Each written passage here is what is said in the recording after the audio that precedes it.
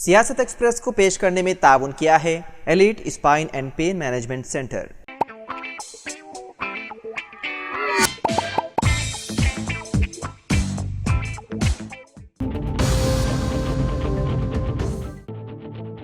शहर हैदराबाद के इलाके अंबरपेट में एक 14 साल लड़का दिवाली त्यौहार की लाइटिंग के दौरान हाई टेंशन तार की जद में आने से शदीद तौर पर झुलस गया।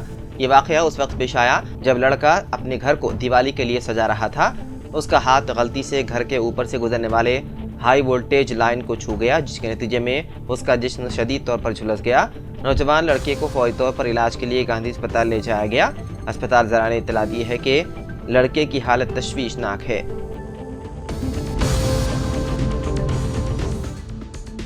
नोएडा में एक ज़ेर तामीर बैंकेट हॉल में आग लगने का वाक़या पेश आया, जिसमें एक इलेक्ट्रिशियन की मौत हो गई। यह हादसा उस वक्त पेश आया जब इमारत में बरक़ी काम जारी था। यानी शाहिदीन के मुताबिक आग शॉर्ट सर्किट के बाइस लगी और देखते ही देखते पूरे हॉल में फैल गई।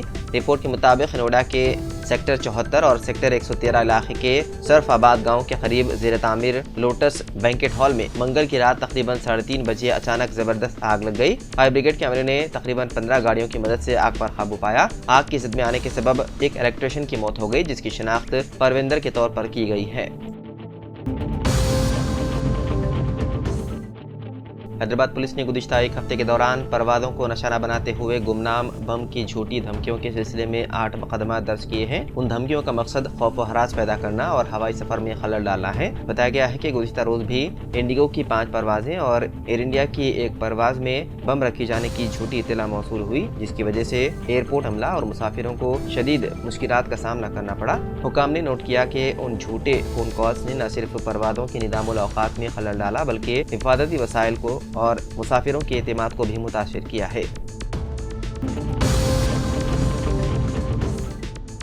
हैदराबाद के इलाके सिकंदराबाद की खातून सब रजिस्ट्रार ज्योति को जाली दस्तावेजात के रजिस्ट्रेशन केस में पुलिस ने कर लिया गिरफ्तार। अदालत ने उन्हें 14 दिन के रिमांड पर भेज दिया। ये मामला शहर के कुतुबुल्लापुर के इलाके सुभाष नगर में 200 गज जमीन पर कब्जे से मुताल्लिक है, जिस पर निजाम है कि पद्मजा रेड्डी नामी खातून ने जाली दस्तावेजात के जरिए कब्जा किया। मादी में कुतुबुल्लापुर सब रजिस्ट्रार के तौर पर खिदमत अंजाम देने वाली ज्योति पर इल्जाम है कि उसने जाली दस्तावेजात के जरिए उस जमीन को पद्मजा रेड्डी के नाम पर रजिस्टर करने में मदद की।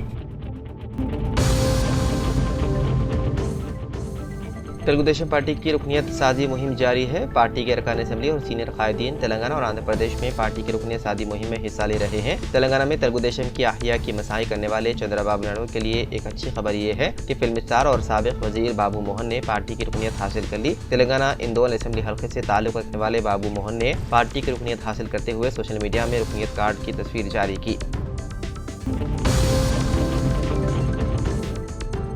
हैदराबाद में एक घर में अपने 3 साल बेटे की नाश के साथ रहने वाले बसारत से महरूम बुजुर्ग जोड़े को अंदाजा नहीं था कि उनका बेटा 4 दिन पहले फौत हो गया। पुलिस ने मंगल को इत्तला दी। पुलिस ने बताया कि जब घर से बदबू आने लगी तो पड़ोसियों ने पीर को पुलिस को इत्तला दी, जिसके बाद एक टीम मौके पर पहुंची और नाश के करीब इस जोड़े को बेहोश जमीन पर पड़ा पाया। नागोल थाना इंचार्ज ए सूर्य नारायण ने बताया है कि इस शख्स की मौत घर में हुई थी और शुबा है कि उसकी मौत 4-5 दिन पहले हालत नींद में हुई थी। अफसर ने कहा कि बीनाई से महरूम बुजुर्ग जोड़े को मालूम नहीं था कि उनका छोटा बेटा फौत हो गया और उसे खाना और पानी के लिए पुकारते रहे, लेकिन उन्हें कोई जवाब नहीं मिला। उसने बताया कि शायद पड़ोसी भी उसकी आवाज नहीं सुन सकते। पुलिस ने उन्हें खाना और पानी फराहम किया। जोड़े से उनके बड़े बेटे के बारे में मालूमात हासिल करने के बाद पुलिस ने उसे मुत्तला किया, जो शहर के दूसरे इलाके में रहता है। नाश को पोस्टमार्टम के लिए सरकारी अस्पताल मुंतकिल करते हुए केस दर्ज कर लिया गया।